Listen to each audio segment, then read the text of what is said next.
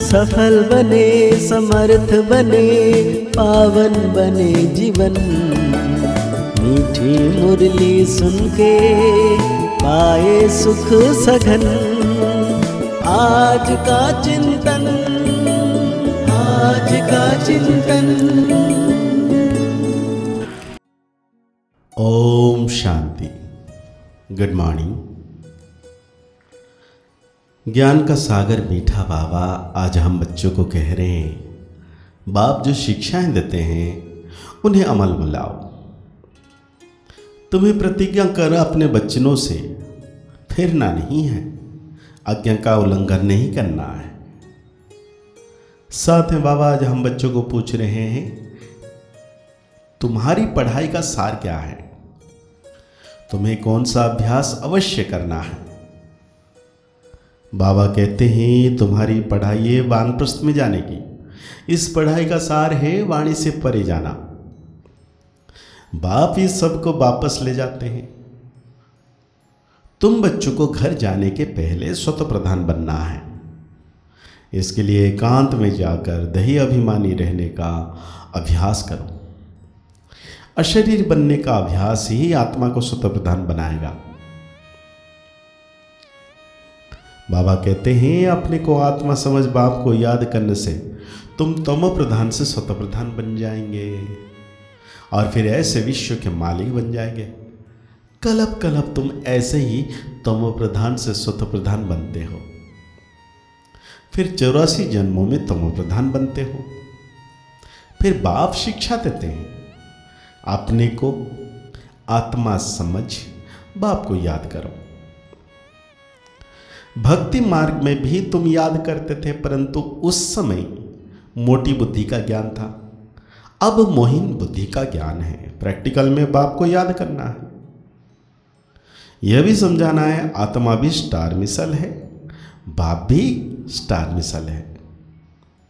सिर्फ वह पुनर्जन्म नहीं लेते हैं, तुम लेते हो। इसलिए तुमको तमो प्रधान बनना पड़ता है। फिर सत्य प्रधान बनने के लिए मेहनत करनी पड़े, क्योंकि माया जो है वो घड़ी घड़ी भुला देती है। बाबा कहते हैं जितना रजिस्टर अच्छा होगा उतनी मार्क्स जास्ती मिलेगी। इसलिए बाप भी बच्चों को बार बार समझाते हैं गफलत ना करो। ऐसे मत समझो कल पहले भी फेल हुए थे। बहुतों को ये दिल में आता होगा कि हम सर्विस नहीं करते हैं तो जरूर फेल होंगे। बाप तो सावधानी देते रहते हैं। तुम सत्ययुगी स्वतः प्रधान से कलयुगी तमो प्रधान बने हो, फिर वर्ल्ड की हिस्ट्री ज्योग्राफी रिपीट होगी स्वतः प्रधान बनने के लिए। बाप बहुत सहज रास्ता बताते हैं। मुझे याद करो तो विकर्म विनाश होंगे। तुम चढ़ते चढ़ते स्वतः प्रधान बन जाएंगे। चढ़ेंगे धीरे धीरे, इसलिए भूलो मत। परंतु माया भुला देती है, नाफरमान बरदार बना देती है। बाप जो डायरेक्शन देते हैं वो मानते हैं, प्रतिज्ञा करते हैं, फिर उस पर चलते नहीं। तो बाप कहेंगे आज्ञा का उल्लंघन कर, अपने बचनों से फिरने वाले हैं। बाप से प्रतिज्ञा कर फिर अमल में किया जाता है। बेहद का बाप जैसी शिक्षा देते हैं ऐसी शिक्षा और कोई देंगे भी नहीं। चेंज भी जरूर होना है।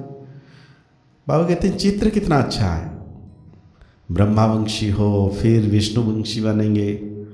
यह है नई ईश्वरीय भाषा, इनका भी समझना पड़ता है। ये रूहानी नॉलेज कोई देते नहीं। कोई संस्था निकली है जिन्होंने रूहानी संस्था नाम रखा है, परंतु रूहानी संस्था तुम्हारे बिगैर कोई हो ना सके। इमिटेशन बहुत हो जाती है, यह है नई बात। तुम बिल्कुल थोड़े हो और कोई यह बातें समझ ना सके। सारा झाड़ अब खड़ा है, बाकी थूर नहीं है।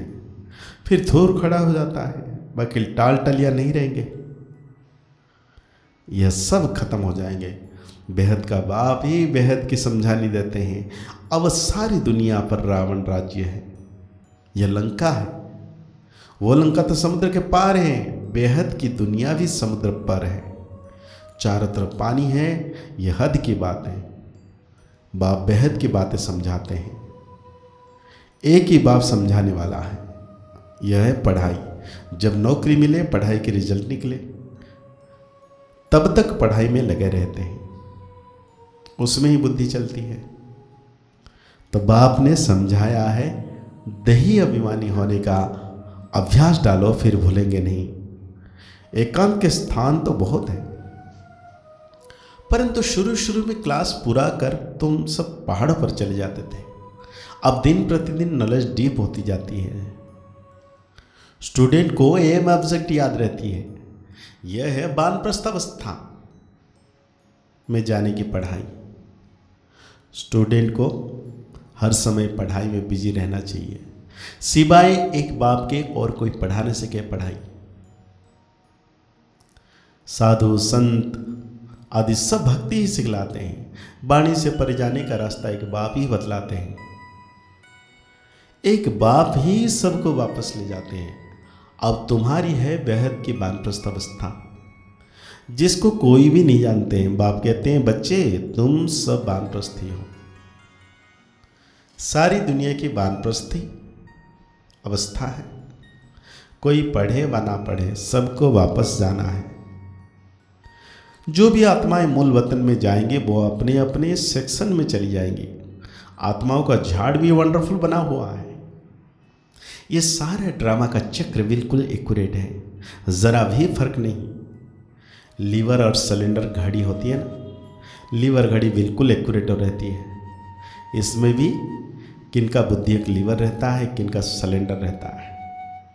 कोई का बिल्कुल लगता ही नहीं, घड़ी जैसे कि चलती ही नहीं है। तुमको बिल्कुल लीवर घड़ी बनना है तो राजाई में जाएंगे, और सिलेंडर वाले प्रजा में जाएंगे।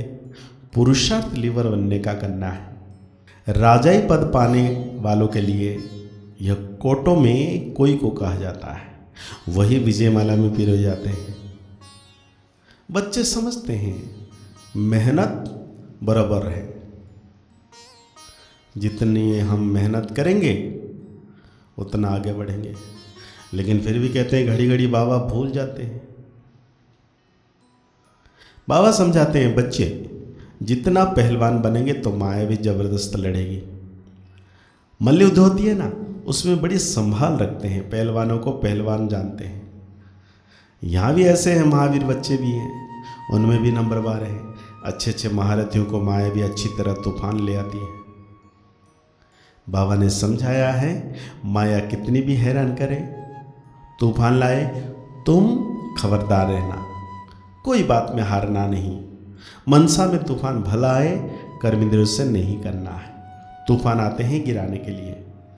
माया की लड़ाई ना हो तो पहलवान कैसे कहेंगे, किसको कहेंगे? माया के तूफान की परवाह नहीं करनी चाहिए। परंतु चलते चलते कर्मेंद्रियों के वश जो झट गिर पड़ते हैं, वो बाप तो राज समझाते हैं कि कर्मेंद्र से विकर्म नहीं करना, करेंगे तो बाकायदा काम करना छोड़ेंगे नहीं तो पाई पैसे का पद पाएंगे। अंदर खुद भी समझते हैं हम नापास हो जाएंगे। जाना तो सबको है। बाप कहते हैं, मेरे को याद करते हो तो वो याद भी विनाश को नहीं पाती है। थोड़ा भी याद करने से स्वर्ग में आ जाएंगे, थोड़ा याद करने से अथवा बहुत याद करने से क्या क्या पद मिलेंगे, यह तो तुम समझ सकते हो, कोई भी छिप नहीं सकते। कौन क्या क्या बनेंगे खुद भी समझ सकते हैं। अगर हम अभी हार्ट फेल हो जाएं तो किस पद को पाएंगे, बाबा से पूछ भी सकते हो, आगे चलकर आप ही समझते जाएंगे। क्योंकि अभी विनाश सामने खड़ा है। तूफान, बरसात, नेचुरल कैलेमिटीज पूछ कर नहीं आती है। रावण तो बैठा ही है। यह बहुत बड़ा इम्तिहान है। तो आज बाबा हम बच्चों को धारणाओं में कहते हैं, स्वतः प्रधान बनने के लिए याद की यात्रा से अपनी बैटरी चार्ज करनी है। अभुल बनना है, अपना रजिस्टर अच्छा करना है, कोई भी गफलत नहीं करनी है, कोई भी बेकायदे कर्म नहीं करना है, माया के तूफानों की परवाह ना कर कर्मेंद्रिय जीत बनना है, लीवर घड़ी समान एक्यूरेट पुरुषार्थ करना है। तो आज बाबा हम बच्चों को वरदान दे रहे हैं, सेवा द्वारा खुशी, शक्ति और सर्व के आशीर्वाद प्राप्त करने वाली पुण्यात्मा भव। सेवा का प्रत्यक्ष फल खुशी और शक्ति मिलती है। सेवा करते आत्माओं को बाप के बरसे का अधिकारी बना देना, यह पुण्य का काम है। जो पुण्य करता है उसको आशीर्वाद जरूर मिलती है। सभी आत्माओं के दिल में जो खुशी के संकल्प पैदा होते हैं वो शुभ संकल्प आशीर्वाद बन जाते हैं और भविष्य भी जमा हो जाता है। इसलिए सदा अपने को सेवाधारी समझ सेवा का अविनाशी फल खुशी और शक्ति सदा लेते रहो। तो आज बाबा हम बच्चों को स्लोगन दे रहे हैं, मनसा वाचा की शक्ति से विघ्न का पर्दा हटा दो तो अंदर कल्याण का दृश्य दिखाई दे। तो आज के मुरली के अनुसार हम सो मान लेंगे, मैं सदा खुशनुमा पुण्य आत्मा हूं। मुरली को और गहरी रीति से चिंतन करते हुए निरंतर मीठे बाबा की याद में रहना है कि सर्वशक्तिवान बाबा सदा मेरे साथ हैं। मुस्कुराते रहिए, आगे बढ़ते रहिए, पुरुषार्थ करते रहिए, खुश रहें, स्वस्थ रहें, मस्त रहें। ओम शांति, ओम शांति, ओम शांति।